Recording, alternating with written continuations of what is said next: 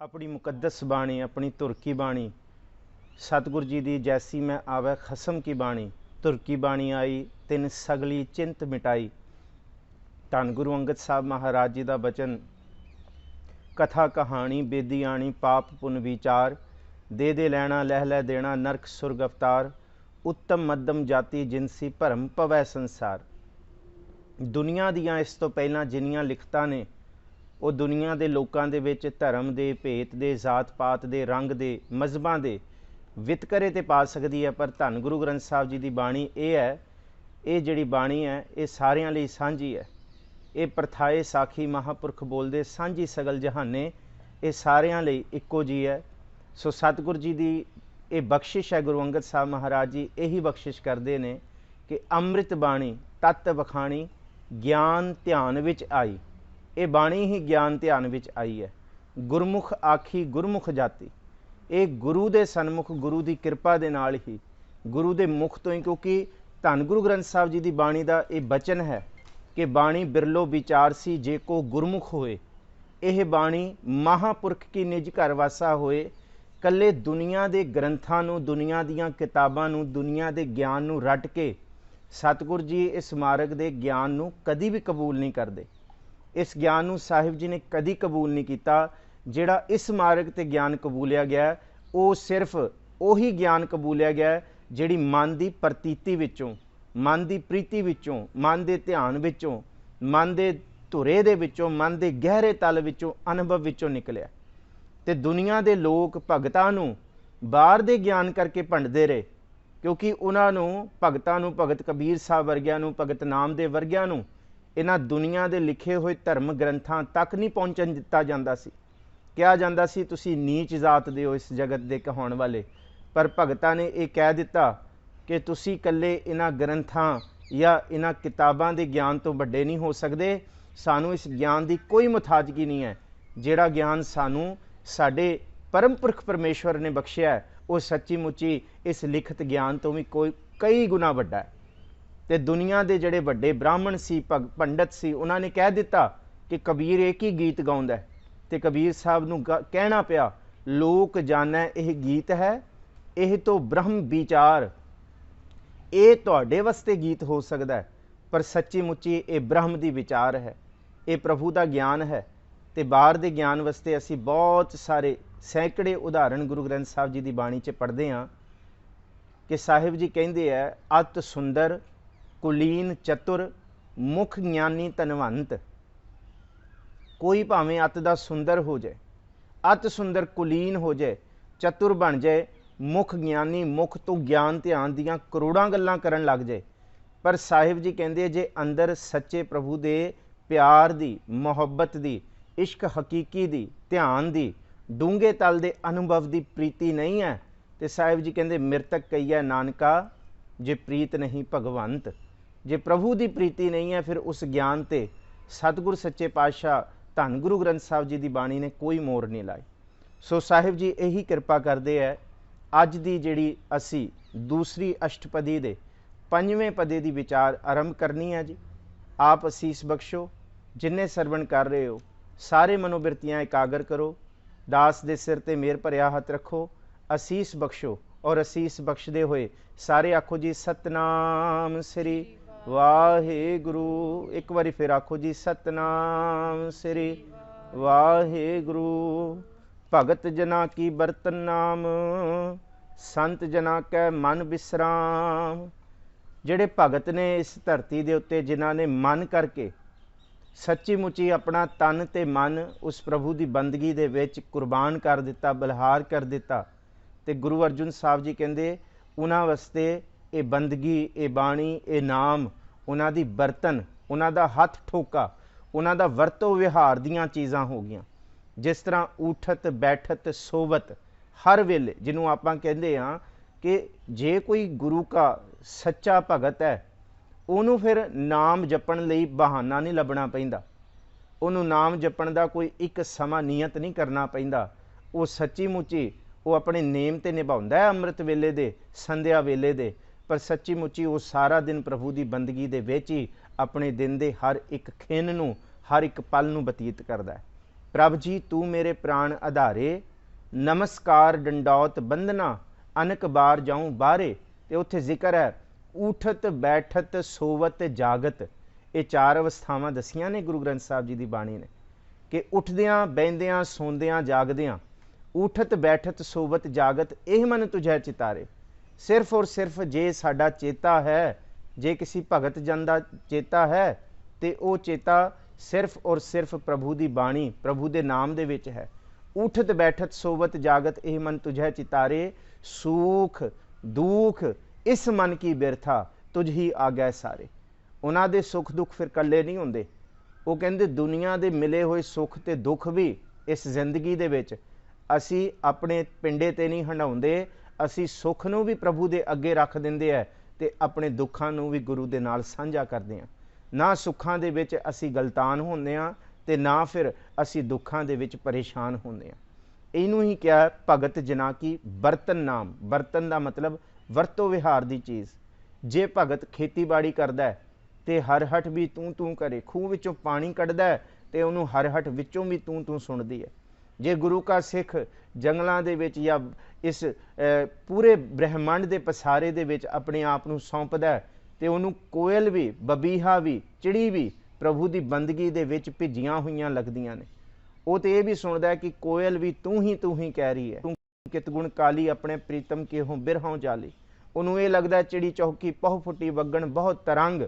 उन्होंने ये लगता है बबीहा अमृत वेले बोलिया तां दर सुनी पुकार, बबीहा प्रियों प्रियों करे। वो भी प्रीतम प्रीतम कर रहा है, वो भी प्रियों प्रियों कर रहा है, वो भी अपने प्रभु नूं बुला रहा है। धन गुरु नानक साहब महाराज जी की एक बड़ी कीमती साखी है। जन्म साखी दे विच ये बचन है, धन गुरु नानक साहब महाराज जी अपने घर दे विच अपने कमरे च दिया बाल के अद्धी रात नूं बैठ के तू ही दियां धुनां उचार रहे।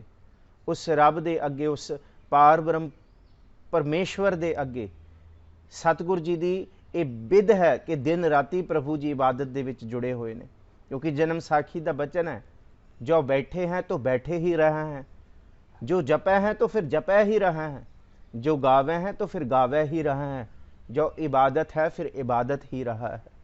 धन गुरु नानक साहब महाराज जी उथे पार ब्रह्म पुरख की इबादत विच बैठे तो धन गुरु नानक साहब महाराज जी के परम पूजे माता जी आके कहिंदे कि बेटा जी देखो सारे पिंड दे दिए बुझ गए ने, सारे पासे सन्नाटा है, सारे सौ गए ने, सारे विश्राम दे विच सब जाके सौ गए ने, सब घरां दे दीवे बुझ गए ने, तुसी भी जाके सौ जाओ, हुण अद्धी रात हो गई है। धन गुरु नानक साहब महाराज जी नीमबाज अखां नूं खोलदे, भाव उन्हां दीयां अखां अद्धियां मिट्टियां ते अद्धियां खुलियां, उन्होंने खोल के धन गुरु नानक साहब महाराज जी कहन लगते है तो इन्ने नूं दूरों बबीहे की प्रियों प्रियों की आवाज़ सुनाई देंदी है। धन गुरु नानक साहब महाराज जी अपने माता जी नूं कहिंदे, माता जी तुसां ने आख्या कि सब सौ गए ने, पर देखो जिन्हां नूं प्रभु दे नाल प्यार है, जिहड़े प्रभु की इबादत विच जुड़े हुए ने, वो जागदे ने, वो उठ के तू को कहंदा, वो प्रभु की बंदगी दे विच जुड़े हुए ने। इस बबीहे दे अंदर भी तलब है उस प्रभु की प्राप्ति की, प्रभु के सिमरन की, उस परम पुरख परमेश्वर के दिते हुए खजाने की, एक एक श्वास की। ते जिन्हों जिन्हों प्यास है वो कदी नहीं सौंदे। पहले पैरे फुलड़ा फल भी पछा रात, जो जागन आत्मा के शुकराने दे विच भिजे रहंदे ने। इसी रूप दे विच गुरु अर्जुन साहब जी कहंदे कि सच्ची मुच्ची भगतां दा हर वेला अमृत वेला है, उठत बैठत सोवत हर वेले, उठदियां भी बहिंदियां भी सोंदियां भी ते जागदे भी उन्होंने जिहड़ा नाम है उन्हां दी बर्तन भाव दिन रात दी पूंजी सदा ही जपदे रहना है। अगे जिहड़ा बचन है संत जना कै मन विश्राम, जिहड़े संत जन ने विश्राम तो यह भाव है जिहड़ा असीं रहाओ दी तुकां दे विच पढ़ के आए। धन गुरु अर्जुन साहब महाराज जी कहते सुखमनी सुख अमृत प्रभ नाम, भगत जना कै मन विश्राम। आ जिहड़ा नाम है ये भगत दे मन नूं विश्राम दिंदा है, भगत दे मन च टिका लैके आउंदा है। हुण प्रश्न तो यह है कि मन दे विच विश्राम किवें आए, मन टिका दे विच किवें आए। मन सदा ही भजिया फिरदा है, कदी टिक के इस मन ने इस बाणी नूं माणिया नहीं, बाणी दे शब्द दी एक एक जिहड़ी रमज है इस मन ने पछाणी नहीं। इस मन ने अपने आप नूं कदी भी इस बाणी दे विच लबरेज नहीं कीता, सदा ही खुश्क रहा, सदा ही ये मन संग दिल रहा। तो सतगुरु जी कहते जिन्ना चिर तक विश्राम नहीं है, भाव थिर कर बैसो हरजन प्यारे, सतगुर तुमरे काज सवारे, दुष्ट दूत परमेश्वर मारे, जन की पैज रखी कर तारे। कि ये नाम बड़ी बख्शिश करता है, ये नाम बड़ी कृपा करता है, ये नाम ही अपने मन को भ्यों के रखता है। सतगुरु श्री गुरु ग्रंथ साहब महाराज जी की बाणी दे विच करोड़ां ही बचन ने, जिहदे विच सतगुरु जी गुरु अर्जुन साहब महाराज जी भी इस धरती के उत्ते मनुख नूं समझाउंदे ने कि भाई भिन्नी रैणणीए चामकन तारे, जागे संत जना मिले राम प्यारे। कि जिहड़े प्रभु की बंदगी दे विच जुड़े हुए ने वो चमकन तारे, कि जद रात चमकदी है तारे चमकते ने, उन्हां दा मन प्रभु की बंदगी दे विच भिजिया रहिंदा है, सदा ही लबरेज रहिंदा है। इनू क्या भगत जना की बरतन नाम, संत जना कै मन विश्राम। संत जना दे मन दे विच प्रभु की बंदगी दे करके विश्राम, भाव मन विकारां तो, मन बेलोड़े फुरनियां तो, मन तृष्णावां तो, मन जिन्ने भी तरह के फुरने ने उस तो रुक के मन शांत हो जाता है। देखो जद असी कदी भी कल्ले बहने हाँ, सानू ये लगता है कि साडा तन वेला बैठा है, पर मन कदी विश्राम दे विच नहीं है। जद असी कल्ले बैठे होंदे हाँ, अचानक असी किसी नूं वेखदे हाँ कि वह कल्ला बैठा आपस से गल्लां अपने आप नाल ही गल्लां मारदा रहिंदा, बड़बड़ाउंदा रहिंदा। कदी उहदे चेहरे दे उत्ते मुस्कुराहट आ जांदी है, कदे उहदियां अखां दे अंदर लाली आ जांदी है। इहदा की भाव है? इहदा भाव है कि तन ते शांत बैठा है, पर मन कदी टिक के नहीं बैठा। मन भजी फिरदा, मन कित्थों कित्थों कित्थों। पर सतगुरु जी कहंदे सारी बंदगी ही मन दे लखायक है, मन दे चौगिरदे मन नूं टिकाउण वास्ते है, और ये जतन भी मन नूं टिकाउण वास्ते है। अगे कहंदे हर का नाम दास की ओट, हर कै नाम उधरे जन कोट। सतगुरु जी कहंदे दास, जिहड़ा इत्थे कोई दास बन के आउंदा है, जिहड़ा इत्थे झुक के आउंदा है, भाव अपना मन समर्पित करके आउंदा है, उहदे लई फिर कोई भी ओट आसरा दूसरा प्रभु की बंदगी तो वड्डा नहीं जापदा। आपां पढ़दे हां सारे जपीए जी, तू मेरो मेर परबत स्वामी, ओट गही मैं तेरी। कि प्रभु का नाम मेरे वास्ते मेर परबत, सुमेर परबत वर्गा ताकतवर है। जे मैं ओट फड़ी है तो प्रभु की बंदगी की फड़ी है, मैनू कोई ओट वड्डी नहीं जापदी। अवर ओट मैं सगली देखी, एक तेरी ओट रहाई है, मैं सारे वसीले करके वेख ले ने, बस प्रभु जी तुहाडी ओट मैनू धानक लगदी है। इनू ही आपां कल पढ़िया सी कि जाको मुश्किल अत बने, ढोई कोई ना दे, कोई भी आसरा देण वास्ते तैयार नहीं है। लागू हुए दुश्मना साक पे भज खले, सबो भजै आसरा चूकै सब असराओ, चित आवे ओस पार ब्रह्म लगै ना तत्ती वाओ। यह है कि जिहड़ा भगत जन है वो प्रभु दे उत्ते ही आसरा लगता है। इनू ही आपां बाणी च पढ़दे हां जी, किस ही कोई कोए मंझ निमानी हिक तू। किसी दे लई किसी दा आसरा होएगा, किसी दे लई सरकारी ताकतां दा आसरा होएगा, किसी लई वड्डे दा आसरा होएगा, पर मेरे वास्ते जिहड़ा आसरा है उस प्रभु दा है। और सच्ची मुच्ची जिहड़ा उस प्रभु दे आसरे नूं लैके अपनी जीवन की रौह रीत बतीत करदा है, फिर सतगुर जी की ये बख्शिश, ये प्रभु का जिहड़ा प्यार रूपी बिरद है, ये कदी भी फिर उस जन नूं निराश नहीं होण दिंदा। पर बदकिस्मती ये है कि सानू दुनिया के सारे आसरे वड्डे जापदे है, बस एक प्रभु के उत्ते साडा विश्वास नहीं है। एक परम पुरख परमेश्वरा नूं असी कंड दिखाई बैठे हैं, सारा कुछ अपना एक राम पराया होया है।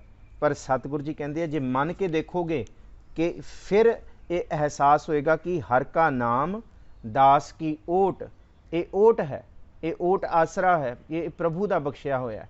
कि तुद डिठे सच्चे पातशाह मल जन्म जन्म दी कटी है, तू मेरो मेर परबत स्वामी, ओट गही मैं तेरी, मैनू सिर्फ तेरी ये ओट है। क्योंकि ना तुम डोलो हो ना हम गिरते, रख लीनी हर मेरी।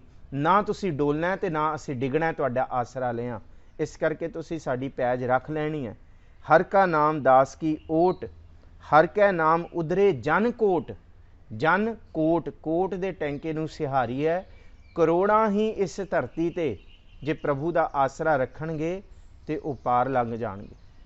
ਉਸ ਆਸਰੇ ਨੂੰ ਲੈ ਕੇ ਸਤਿਗੁਰੂ ਜੀ ਕਹਿੰਦੇ ਉਧਰ ਜਾਣਗੇ। ਦੁਨੀਆ ਦੇ ਜਹਾਜ਼ ਬਣਦੇ ਨੇ ਪਾਣੀ ਦੇ, ਤੇ ਪਾਣੀ ਦੇ ਜਹਾਜ਼ ਦੇ ਉੱਤੇ 1000 2000 ਜਾਂ ਵੱਧ ਤੋਂ ਵੱਧ 5000 ਬੰਦਾ ਸਵਾਰ ਹੋ ਸਕਦਾ ਹੈ।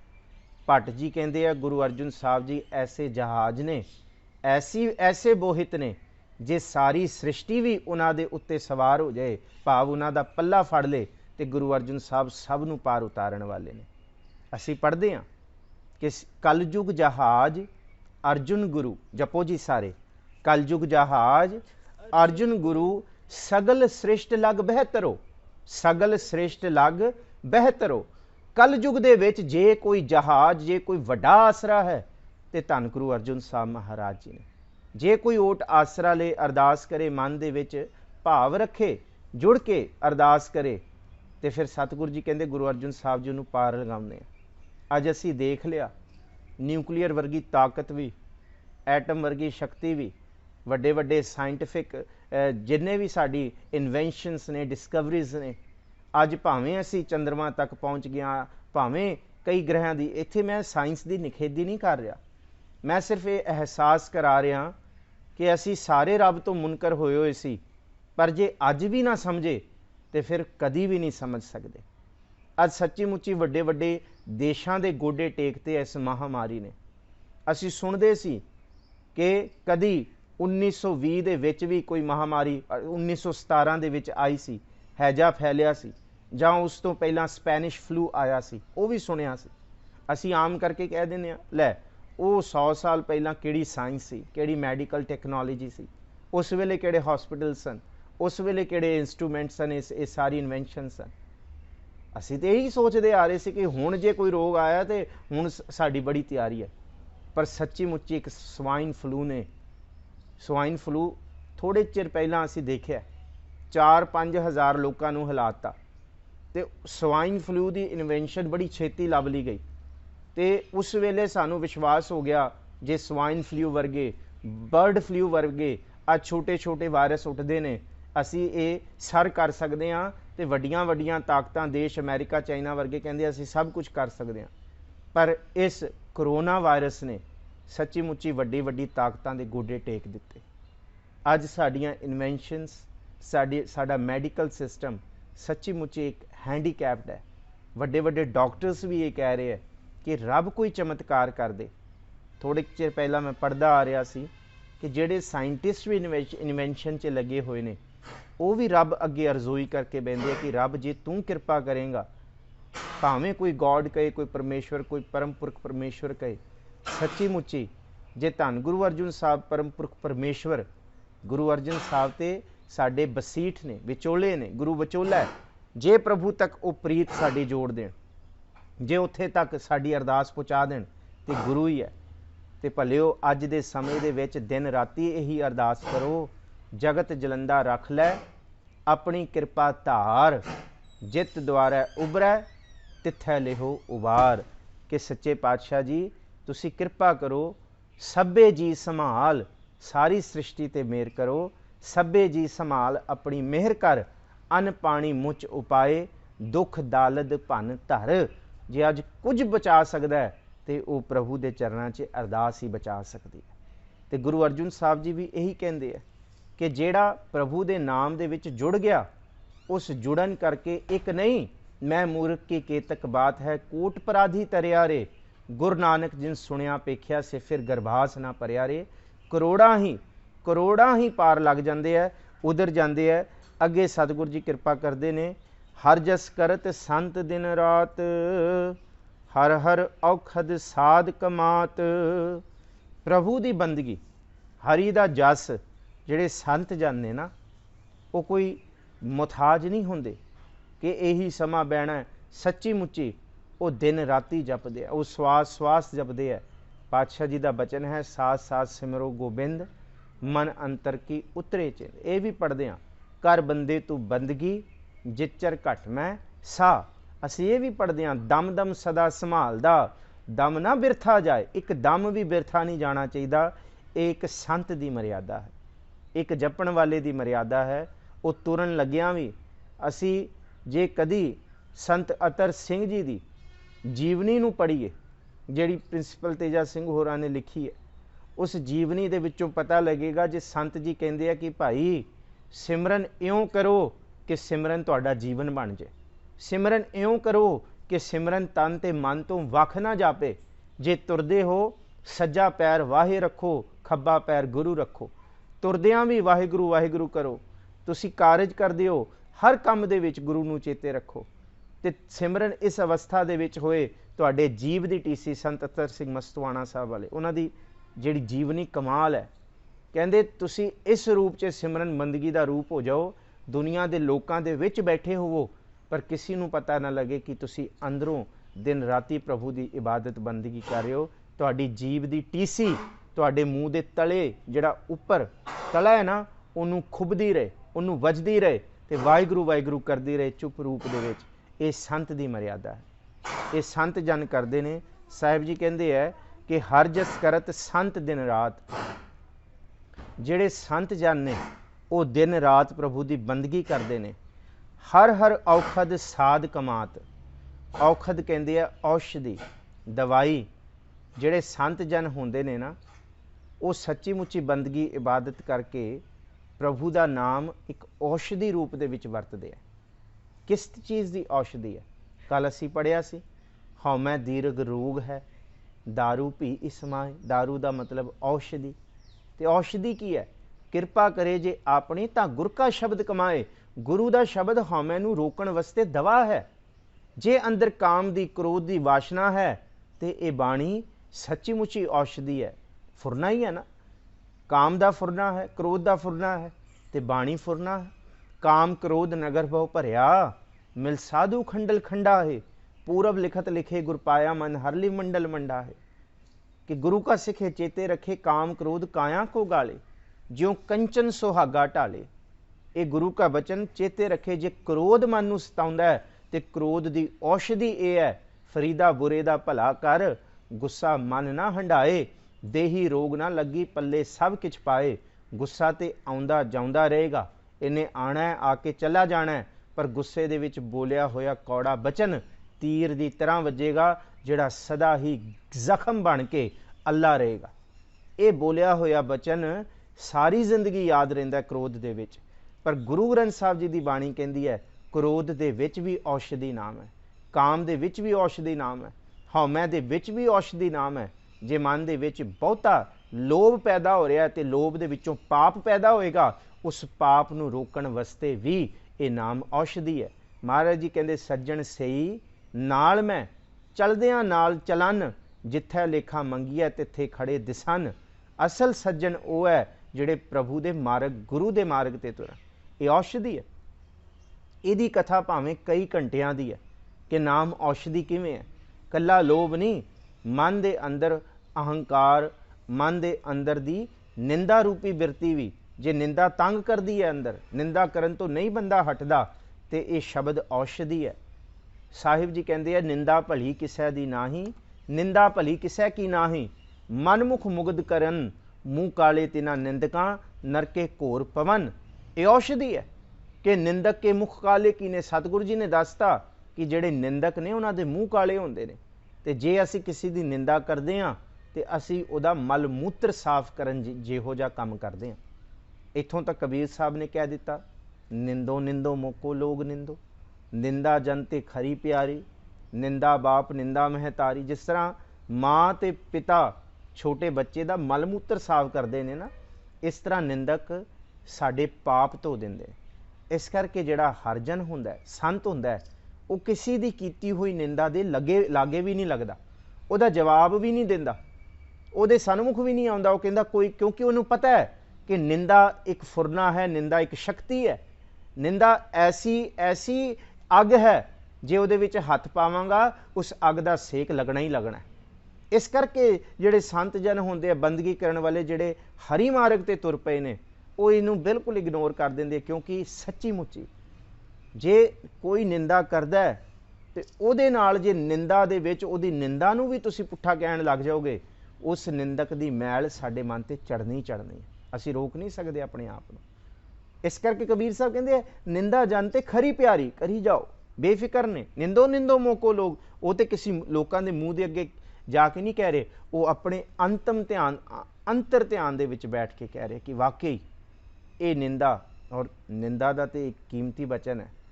ਜਿਸ ਵੇਲੇ ਸਾਡੀ ਆਪਣੀ ਬੰਦਗੀ ਕਮਾਈ ਸਾਡੇ ਪਾਪਾਂ ਨੂੰ ਨਹੀਂ ਧੋ ਸਕਦੀ ਨਾ, ਸਾਡੇ ਕੀਤੇ ਮਾੜੇ ਕਰਮਾਂ ਤੋਂ ਖੇੜਾ ਨਹੀਂ ਛੁਡਾ ਸਕਦੀ, ਉਸ ਵੇਲੇ ਜਦ ਰੱਬ ਮਿਹਰਬਾਨ ਹੁੰਦਾ ਹੈ ਫਿਰ ਸਾਡੀ ਨਿੰਦਾ ਸ਼ੁਰੂ ਕਰਾ ਦਿੰਦਾ।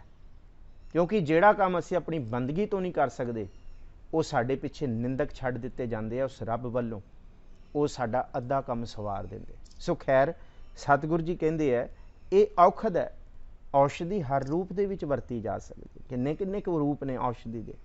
ਇਹ ਨਾਮ ਦੀ ਔਸ਼ਧੀ ਹੈ, ਇਹ ਤ੍ਰਿਸ਼ਨਾ ਦੀ ਹੈ, ਇੱਥੋਂ ਤੱਕ ਕਿ ਜੇ ਮਨ ਰੋਗੀ ਹੈ ਫਿਰ ਤਨ ਰੋਗੀ ਹੋਣ ਨੂੰ ਬਹੁਤਾ ਚਿਰ ਨਹੀਂ ਲੱਗਦਾ। ਜੇ ਮਨ ਅਰੋਗੀ ਹੋ ਜਾਏ, ਸੱਚੀ ਮੁੱਚੀ ਰੋਗੀ ਤਨ ਵੀ ਅਰੋਗੀ ਹੋ ਜਾਂਦਾ ਹੈ।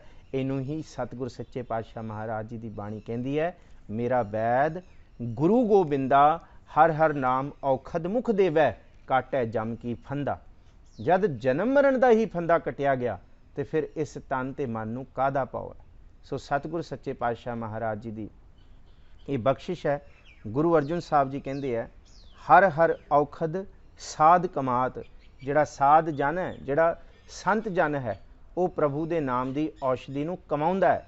ਉਹ ਕਮਾ ਕੇ ਭਾਵ ਜਦ ਉਹਨੂੰ ਲੋੜ ਪੈਂਦੀ ਹੈ, ਜਦ ਉਹਨੂੰ ਜ਼ਰੂਰਤ ਲੱਗਦੀ ਹੈ, ਤੇ ਉਸ ਔਸ਼ਧੀ ਨੂੰ ਵਰਤ ਕੇ, ਉਸ ਬੰਦਗੀ ਇਬਾਦਤ ਕੀਤੀ ਹੋਈ ਆਪਣੀ ਕਮਾਈ ਨੂੰ ਵਰਤ ਕੇ ਉਹ ਆਪਣੇ ਅੰਦਰ ਦੇ ਵਿਕਾਰਾਂ ਨੂੰ, ਆਪਣੇ ਅੰਦਰ ਦੀਆਂ ਤ੍ਰਿਸ਼ਨਾਵਾਂ ਨੂੰ, ਆਪਣੇ ਅੰਦਰ ਦੇ ਰੋਗਾਂ ਨੂੰ ਖਤਮ ਕਰ ਲੈਂਦਾ ਹੈ।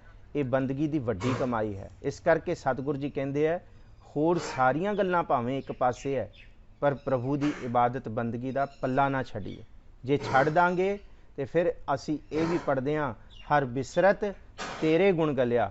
ਪ੍ਰਭੂ ਦਾ ਨਾਮ ਵਿਸਰਿਆ ਹੀ ਪ੍ਰਭੂ ਦੇ ਦਿੱਤੇ ਹੋਏ ਗੁਣ ਵੀ ਵਿਸਰਨੇ ਸ਼ੁਰੂ ਹੋ ਜਾਂਦੇ ਹੈ। ਅੱਗੇ ਸਾਹਿਬ ਜੀ ਕਿਰਪਾ ਕਰਦੇ, ਹਰ ਜਨ ਕੈ ਹਰ ਨਾਮ ਨਿਧਾਨ, ਪਾਰ ਬ੍ਰਹਮ ਜਨ ਕੀਨੋ ਦਾਨ। ਪ੍ਰਭੂ ਦਾ ਨਾਮ ਹਰੀ ਜਨ ਵਸਤੇ ਇੱਕ ਨਾਮ ਹੈ, ਨਾਮ ਦਾ ਖਜ਼ਾਨਾ ਹੈ। ਉਹਨੂੰ ਹੋਰ ਕਿਸੇ ਦੁਨਿਆਵੀ ਵਸਤੂ ਦੀ ਮੁਤਾਜਗੀ ਨਹੀਂ ਰਹਿੰਦੀ। ਉਹਨੂੰ ਸਿਰਫ ਇਹ ਮੁਤਾਜਗੀ ਹੁੰਦੀ ਹੈ ਕਿ ਕਿੱਥੇ ਅੱਜ ਪ੍ਰਭੂ ਦੀ ਬੰਦਗੀ ਤੋਂ ਨਾਗਾ ਨਾ ਪੈ ਜਾਏ। ਇਸ ਕਰਕੇ ਹਰ ਜਨ ਕੈ ਹਰ ਨਾਮ ਨਿਧਾਨ, ਨਾਮ ਹਰ ਤਰ੍ਹਾਂ ਦਾ ਖਜ਼ਾਨਾ ਹੈ ਬੰਦਗੀ ਕਰਨ ਵਾਲਿਆਂ ਦਾ। ਇਹਨੂੰ ਬਿਆਨ ਨਹੀਂ ਕੀਤਾ ਜਾ ਸਕਦਾ ਸੱਚੀ ਮੁੱਚੀ। ਕਹਿਬੇ ਕੋ ਸ਼ੋਭਾ ਨਹੀਂ, ਦੇਖਾ ਹੀ ਪ੍ਰਵਾਨ। ਇਹਨੂੰ ਕੌਣ ਬਿਆਨ ਕਰੇ? ਇਹ ਤੇ ਦੇਖਾ ਹੀ ਪ੍ਰਵਾਨ। ਜਿੰਨੇ ਇਹਨੂੰ ਮਾਣਿਆ ਉਹ ਜਾਣਦਾ ਹੈ ਕਿ ਇਹ ਖਜ਼ਾਨਾ ਹੈ। ਅਸੀਂ ਪੜ੍ਹਿਆ, ਮਨ ਕਰ ਬੈਲ ਸੁਰਤ ਕਰ ਪੈਂਡਾ। ਇਹ ਪੜ੍ਹਿਆ ਨਾ, किन्हीं बंजिया कांसी तांबा, किन्हीं लौंग सुपारी, संतो बंजिया नाम गोविंद का ऐसी खेप हमारी। हर के नाम के व्यापारी, हीरा हाथ चढ़िया निर्मोलक, छूट गई संसारी। ये खजाना है, ये कदी गरीबी महसूस नहीं होने देंदा, कदी मुथाजगी महसूस नहीं होने देंदा, कदी ये जे को होवे दुबला, नंग भुख की पीड़, दमड़ा पल्लै ना पवै, ना को देवै धीर, स्वार्थ स्वाओ ना को करै, ना किछ होवै काज, चित आवै ओस पार ब्रह्म, धाने चल होवै राज। राज तक मिल जांदा। हस्ती सिर ज्यों अंकुश है, ऐरण ज्यों सिर दे मन तन आगै राख कै, ऊपी सेव करे इउं गुरमुख आप निवारियै, सब राज सृष्ट का दे। ये है कि सारी सृष्टि का राज भाव हर तरह का खजाना है। पार ब्रह्म जन कीनो दान। जे प्रभु ही दान देना अपने भगत नूं नाम की बंदगी का, ताइयों वो भगत बंदगी कर सकता है। इस तो बिना प्रभु की बंदगी कोई भी नहीं कर सकता। इनू ही क्या पार ब्रह्म जन कीनो दान। प्रभु ही अपने भगत नूं कृपा करके ये बंदगी का दान दिंदा। इनू क्या आप जपाए, जपै सो नाओ, आप गवाए सो हर गुण गाओ। ये प्रभु की कृपा दे नाल ही जपिया जाता है। ते इस पदे दियां अंतली तुकां हैं, मन तन रंग रते रंग एक, नानक जन कै बिरत बिबिक। इनू एके नहीं पढ़ना, एक है। मुहारनी का ध्यान रखियो। असी पंजाबी की मुहारनी सवार लईए, सच्ची मुच्ची सानूं मुहारनी का नहीं पता, असी मुहारनी दे नाल रूबरू नहीं होए। ਜਿਹੜੀ ਪੰਜਾਬੀ ਦੀ ਸਾਡੀ ਗੁਰਮੁਖੀ ਦੀ ਮੁਹਾਰਨੀ ਹੈ, ਏ ਐ ਈ ਊ ਊ, ਇਹ ਜਿਹੜੇ ਉਚਾਰਨ ਨੇ ਓ ਤੇ ਔ, ਇਹ ਉਚਾਰਨ ਸਾਡੇ ਬੜੇ ਖਰਾਬ ਨੇ, ਖਾਸ ਕਰਕੇ ਸਾਡੇ ਸ਼ਹਿਰੀਆਂ ਦੇ। ਦੇਖੋ ਮੈਨੂੰ ਕਹਿਣ ਦੇਣਾ, ਕਿਉਂਕਿ ਮੈਂ ਵੀ ਸ਼ਹਿਰੀ ਵਿੱਦਿਆ ਦੇ ਹੀ ਇਸ ਅਕੈਡਮਿਕਸ ਸਰਕਲ ਵਿੱਚੋਂ, ਚੇਨ ਵਿੱਚੋਂ ਆਇਆ, ਸੋ ਮੈਂ ਇਸ ਗੱਲ ਨੂੰ ਜ਼ਿਆਦਾ ਚੰਗੀ ਤਰ੍ਹਾਂ ਸਮਝ ਸਕਦਾ ਕਿ ਸਾਡੇ ਵਿੱਚ ਕੀ ਫਰਕ ਹੈ। ਅਸੀਂ ਇੱਕ ਏ ਤੇ ਐ ਜਿਹੜਾ ਹੈ ਨਾ, ਇਹਨੂੰ ਸਿੱਖੇ ਨਹੀਂ, ਕਿਉਂਕਿ ਗੁਰਮਤ ਦੀ ਵਿੱਦਿਆ ਹਮੇਸ਼ਾ ਸਿੱਖਣੀ ਪੈਂਦੀ ਸੀ। ਇਹ ਜਿਹੜਾ ਵਿੱਦਿਆ ਪ੍ਰਣਾਲੀ ਦਾ ਸਿਲਸਿਲਾ ਸੀ ਨਾ, ਇਹ ਬਤੌਰ ਕਿਸੇ ਗਿਆਨੀ ਤੋਂ, ਕਿਸੇ ਚੰਗੇ ਤੋਂ, ਕਿਸੇ ਵਿਦਵਾਨ ਤੋਂ ਸੰਥਿਆ ਲੈਣ ਦੀ ਤਾਕੀਦ ਹੈ ਸਾਡੇ ਹੁਕਮਨਾਮਿਆਂ ਦੇ ਵਿੱਚ। ਗੁਰੂ ਪਾਤਸ਼ਾਹ ਨੇ ਕਿਹਾ ਹੈ ਕਿ ਇਸ ਬਾਣੀ ਦੀ ਸੰਥਿਆ, ਇਹਦੇ ਹੁਕਮਨਾਮੇ ਸਮਝਣੇ ਹੈ, ਭਾਵ ਕਿ ਇਸ ਬਾਣੀ ਨੂੰ ਸੰਥਿਆ ਲੈਣੀ ਹੈ, ਇਹਦੀ ਮੁਹਾਰਨੀ ਐ ਨਹੀਂ ਸਮਝ ਆਏ। ਹੁਣ ਮੈਂ ਆਮ ਆਖਾਂ, ਹੁਣ ਅਸੀਂ ਮਨ ਤਨ ਰੰਗ ਰੱਤੇ, ਰੰਗ ਏਕੇ ਹੀ ਪੜ੍ਹਦੇ ਆ ਰਹੇ ਹਾਂ, ਪਰ ਇੱਕ ਹੈ। ਔਰ ਸਾਡਾ ਜਿਹੜਾ ਉਚਾਰਨ ਖਾਸ ਕਰਕੇ ਸ਼ਹਿਰੀਆਂ ਦਾ, ਉਹ ਤੇ ਔ ਦਾ ਬੜਾ ਖਰਾਬ ਹੈ। ਅਸੀਂ ਔ ਵਾਲਾ ਉਚਾਰਨ ਨਹੀਂ ਬੋਲਦੇ। ਅਸੀਂ ਸ਼ਹਿਰਾਂ ਦੇ ਵਿੱਚ ਬੜੇ ਘੱਟ ਹੋਣਗੇ ਜਿਹੜੇ ਸਮਝਦੇ ਹੋਣਗੇ, ਵੈਸੇ ਤਾਂ ਬਹੁਤ ਨੇ, 5 ਉਂਗਲਾਂ ਬਰਾਬਰ ਨਹੀਂ ਹੁੰਦੀਆਂ, ਪਰ ਮੈਨੂੰ ਖਿਮਾ ਬਖਸ਼ ਦਿਓ, ਬੜੇ ਵਿਰਲੇ ਹੋਣਗੇ ਜਿਹੜੇ ਕੌਲੀ ਬੋਲਣਗੇ, ਨਹੀਂ ਤੇ ਅਸੀਂ ਕੋਲੀ ਬੋਲਦੇ ਹਾਂ, ਕੋਲੀ। ਅਸੀਂ ਬੜੇ ਬਿਰਲੇ ਹੋਣਗੇ ਜਿਹੜੇ ਕਹਿਣਗੇ ਕਿ ਚੌਲ ਦੇ ਦਿਓ, ਚੋਲ ਹੀ ਕਹਿੰਦੇ, ਚੋਲ। ਲੰਗਰ ਦੇ ਵਿੱਚ ਤੇ ਮੈਂ ਅਕਸਰ ਸੁਣਿਆ ਚੋਲ ਵਾਹਿਗੁਰੂ, ਚੋਲ ਵਾਹਿਗੁਰੂ, ਚੋਲ ਵਾਹਿਗੁਰੂ। ਇਹ ਸਾਨੂੰ ਤੇ ਪੌੜੀ, ਅਸੀਂ ਪੌੜੀ ਨਹੀਂ ਬੋਲਦੇ, ਪੌੜੀ ਬੋਲਦੇ ਹਾਂ। ਜਿਹੜਾ ਢੁੱਚਰ ਘੜਿਆ ਹੋਇਆ ਨਾ ਕਿ ਕੋਲੀ ਦੇ ਵਿੱਚ ਚੋਲ ਪਾ ਕੇ ਪੌੜੀ ਤੇ ਬਹਿ ਕੇ ਖਾਣੇ ਨੇ, ਆਹ ਸਾਡਾ ਹਾਲ ਹੈ ਬੋਲਣ ਦਾ। ਇਹਨੂੰ ਸਵਾਰਨਾ ਬੜਾ ਜ਼ਰੂਰੀ ਹੈ। ਇਹ ਕਿੱਥੇ ਕੌਲੀ ਦੇ ਵਿੱਚ ਚੌਲ ਪਾ ਕੇ ਪੌੜੀ ਤੇ ਬਹਿ ਕੇ ਖਾਣੇ ਨੇ। ਹੁਣ ਇਹ ਮੁਹਾਰਨੀ ਹੈ, ਉਹ ਤੇ ਔ ਦਾ ਉਚਾਰਨ, ਇਹਨੂੰ ਸਵਾਰਨਾ ਪੈਂਦਾ, ਇਹਦੀ ਵਿੱਦਿਆ ਪ੍ਰਣਾਲੀ ਹੈ, ਇਹਨੂੰ ਸਿੱਖਣਾ ਪੈਂਦਾ। ਔਰ ਕਿਉਂਕਿ ਅੰਗਰੇਜ਼ੀ ਦੇ ਵਿੱਚ ਇਹ ਲਫ਼ਜ਼ ਇੰਨੇ ਜ਼ਿਆਦਾ ਪ੍ਰਚਲਿਤ ਨਹੀਂ ਹੈਗੇ। ਇਹ ਸਾਡੀ ਹੀ ਗੁਰਮੁਖੀ ਦੀ ਅਮੀਰੀ ਹੈ ਕਿ ਜਿਹੜੀ ਸਾਰੀ ਭਾਸ਼ਾਵਾਂ ਨੂੰ ਜਜ਼ਬ ਕਰ ਰਹੀ ਹੈ। ਸੋ ਖੈਰ ਸੁਲਾ, ਮਨ ਤਨ ਰੰਗ ਰੱਤੇ, ਰੰਗ ਇੱਕ ਹੈ। ਜਿਹਦਾ ਮਨ ਤੇ ਤਨ ਪ੍ਰਭੂ ਦੇ ਇੱਕੇ ਰੰਗ ਦੇ ਵਿੱਚ ਰੱਤਿਆ ਜਾਏ ਨਾ, ਇੱਕੇ ਰੰਗ ਦੇ ਵਿੱਚ, ਕਿ ਜਿੱਥੇ ਮਨ ਹੈ ਉੱਥੇ ਹੀ ਤਨ ਹੈ, ਸਮਝਿਓ, ਜਿੱਥੇ ਤਨ ਹੈ ਉੱਥੇ ਹੀ ਮਨ ਹੈ। ਬੜਾ ਗੁੱਝਾ ਭੇਦ ਹੈ। ਤਨ ਸਾਡਾ ਇੱਥੇ ਹੈ, ਪਰ ਅਸੀਂ ਦੇਖੀਏ ਸਾਡਾ ਮਨ ਕਿੱਥੇ ਭੱਜਿਆ ਫਿਰਦਾ, ਕਿਉਂਕਿ ਜਿੱਥੇ ਤਨ ਹੈ ਉੱਥੇ ਮਨ ਨਹੀਂ ਹੈ, ਔਰ ਜਿੱਥੇ ਮਨ ਹੈ ਉੱਥੇ ਤਨ ਨਹੀਂ ਹੈ। ਤਨ ਤੇ ਇੱਥੇ ਬੈਠਾ, ਮਨ ਪਰ ਕਿੱਥੇ ਹੈ?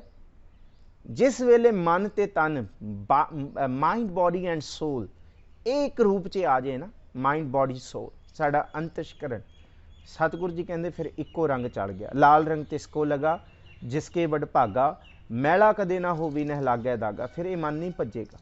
ਮਨ ਤਨ ਰੰਗ ਰੱਤੇ, ਰੰਗ ਇੱਕ ਹੈ, ਇੱਕੋ ਰੂਪ 'ਚ, ਇੱਕੋ ਵਾਰ 'ਚ। ਜੇ ਬੰਦਗੀ ਹੈ ਤੇ ਫਿਰ ਇੱਕੋ ਰੂਪ 'ਚ ਬੰਦਗੀ 'ਚ ਜੁੜਿਆ ਹੈ। ਨਾਨਕ ਜਨ ਕੈ ਬਿਰਤ ਵਿਵੇਕੈ, ਵਿਵੇਕੇ ਨਹੀਂ ਪੜ੍ਹਨਾ, ਵਿਵੇਕੈ। ਵਿਵੇਕੈ ਤੋਂ ਭਾਵ ਉਸ ਜਨ ਨੂੰ, ਸੱਚੇ ਪਾਤਸ਼ਾਹ ਜੀ ਕਹਿੰਦੇ ਆ ਨਾਨਕ ਜਨ ਕੈ ਬਿਰਤ ਵਿਵੇਕੈ। ਇੱਕ ਤੇ ਉਹਦੀ ਜਿਹੜੀ ਬਿਰਤੀ ਹੈ ਉਹ ਵਿਵੇਕ ਬੁੱਧ ਵਾਲੀ ਹੋ ਜਾਂਦੀ ਹੈ। ਅੱਜ ਸਾਡੇ ਕੋਲ ਬੁੱਧੀ ਤੇ ਹੈ, ਪਰ ਗੁਰੂ ਦੇ ਦਰ ਤੇ ਇਹ ਬੁੱਧੀ ਪ੍ਰਵਾਨ ਨਹੀਂ ਹੈ। ਸ਼ੁਰੂਆਤ ਮੈਂ ਇੱਥੋਂ ਕੀਤੀ ਸੀ। ਬਾਹਰ ਦਾ ਗਿਆਨ, ਕਿਤਾਬੀ ਗਿਆਨ, ਬਾਹਰ ਤੋਂ ਮੁੱਲ ਲਈ ਹੋਈ ਬੁੱਧੀ, ਇਹ ਬੋਧ ਇਸ ਦਰ ਤੇ ਪ੍ਰਵਾਨ ਨਹੀਂ ਹੈ।